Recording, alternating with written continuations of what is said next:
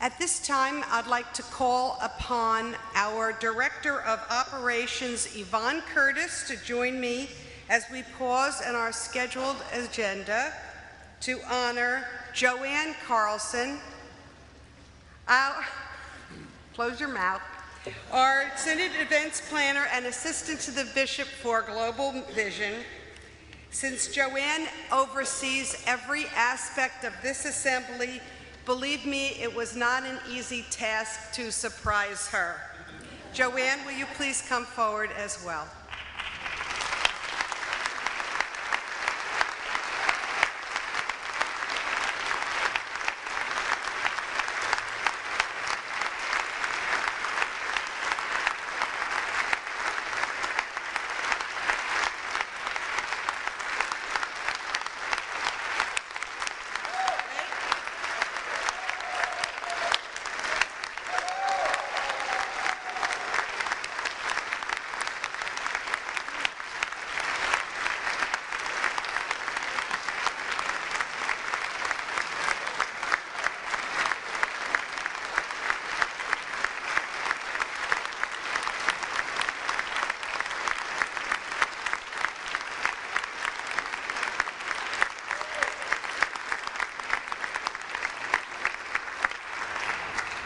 So for those of you new or don't know, at the end of July, Joanne will be retiring from the Synod staff.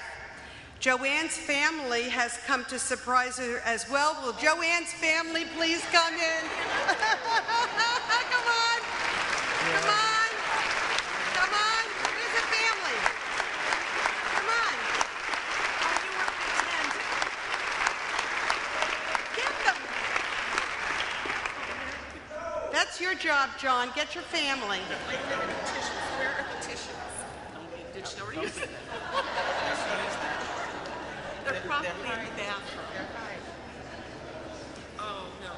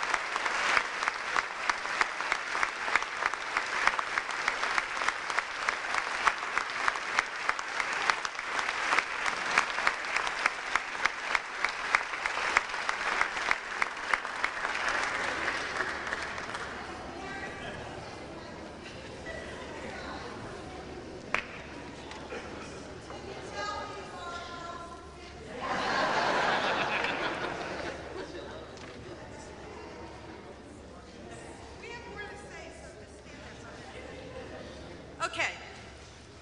May I introduce her husband, Pastor Joanne Carlson, her daughters, okay?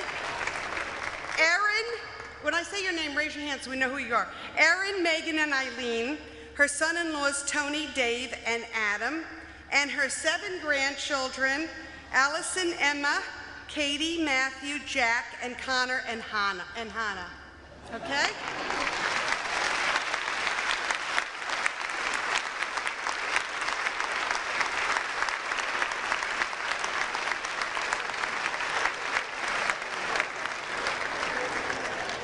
I want to say a special word to Joanne's family. Thank you for supporting, loving, and encouraging your mother-in-law, your wife, your grandmother, and her work and vocation as she served in Southeast Penn Synod for 25 years.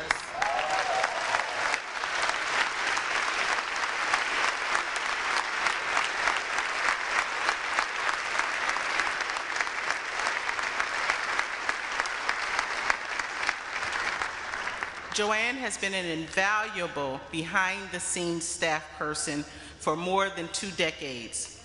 She has coordinated 25 Synod assemblies and other events.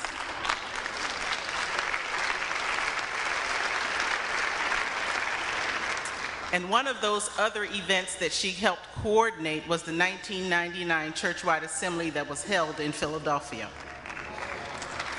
The efficiency and welcome we all feel when we come to the Synod Assembly is because of the experience of Joanne Carlson in her work with her gifts of organization and hospitality. That's quite all right. She has blessed our Synod office with her calming presence, wisdom, spiritual maturity, and good nature. Joanne, we'll give this to you in writing because I know you're not paying any attention to any of that. Wait. Joanne has a truly missionary heart. She's traveled many times with many groups to Tanzania and the Czech Republic in her capacity as staff for Global Vision and representing our Synod and the ELCA all around the world. We're grateful, Joanne, for your love for the Church of Jesus Christ in all its expressions, and especially your work today in the Synod arena. On June the 19th at St. Luke in Devon, we will celebrate Joanne at that time, and we'll have much more to say then. That's a dinner to which you are all welcome, but you need to tell the office staff if you plan to attend. So, because this is your last Synod Assembly to coordinate, you will be passing the baton to Sue Lang. We want to thank you in this public way and give you our love and blessings. And just for today, there'll be more at the dinner. These flowers.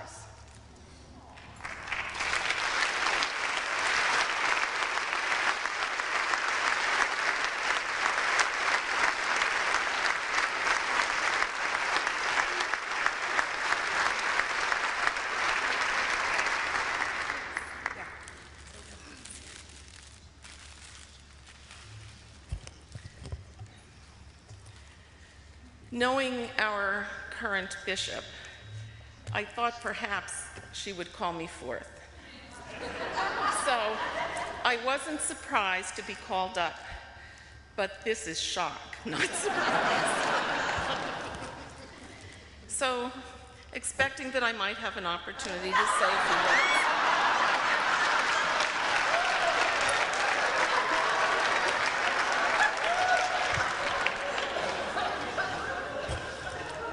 Please, page 1.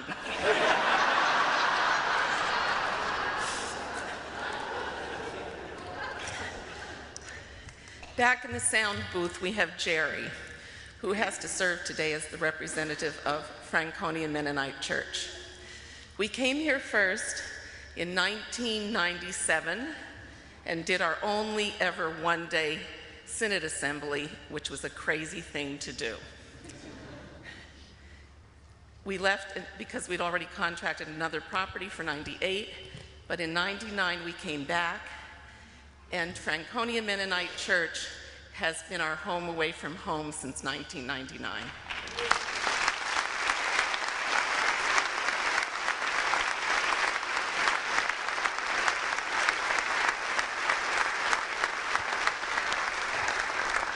So Jerry, if you would please express my gratitude to all of the people and staff here at Franconia, I would be grateful.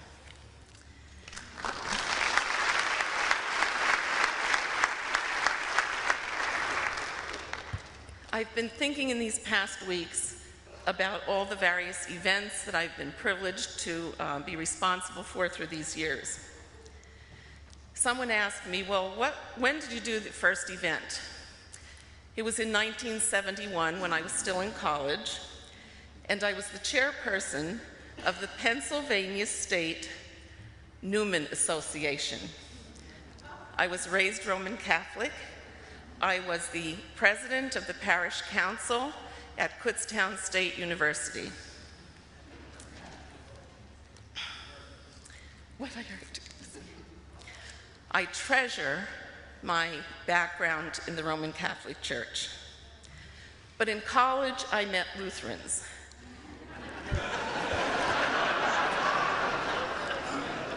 They were the first publics that I had ever known. for those of you who didn't laugh, that means you didn't grow up as Roman Catholic, or you would know that if you weren't Catholic, you were public. Through the remainder of my college time, both the Roman Catholic chaplain and the Lutheran campus pastor led me through many times of discussion and prayer and conversation that eventually led me to join the Lutheran Church. So I treasure the background from which I came and the one which I came to claim. In 1976, I had the privilege of serving as the chairperson of the National Lutheran Roman Catholic College Student Conference. And I'm wearing today a cross that was given to me by the planning committee of that group. It symbolizes to me the blessing that it has been to me to be part of the church in both of those expressions.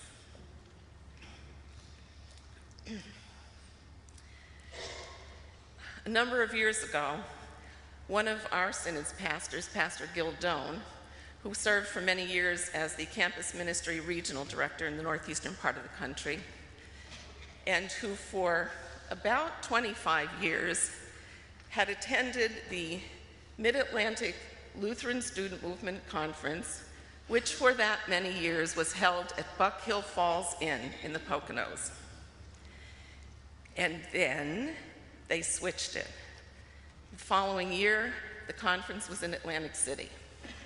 And Gil Doan, who was never one to be late for anything, didn't show up on time. Not the first hour, not the second, and not until the third. Because he was halfway to Buck Hill Falls because he realized he should have been going to Atlantic City.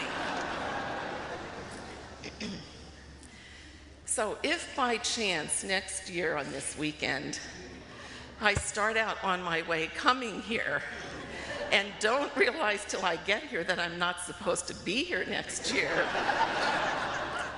I'll just keep driving, beep my horn, and wave to you from the road.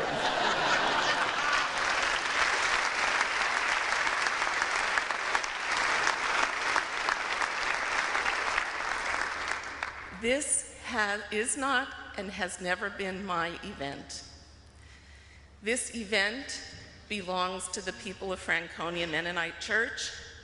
It belongs to all of the countless volunteers who have helped with this event. It belongs to my wonderful and treasured colleagues on the Synod staff, to Bishop Burkett and her 3 predecessors with whom I have been privileged to be on staff. And really, it belongs to all of you.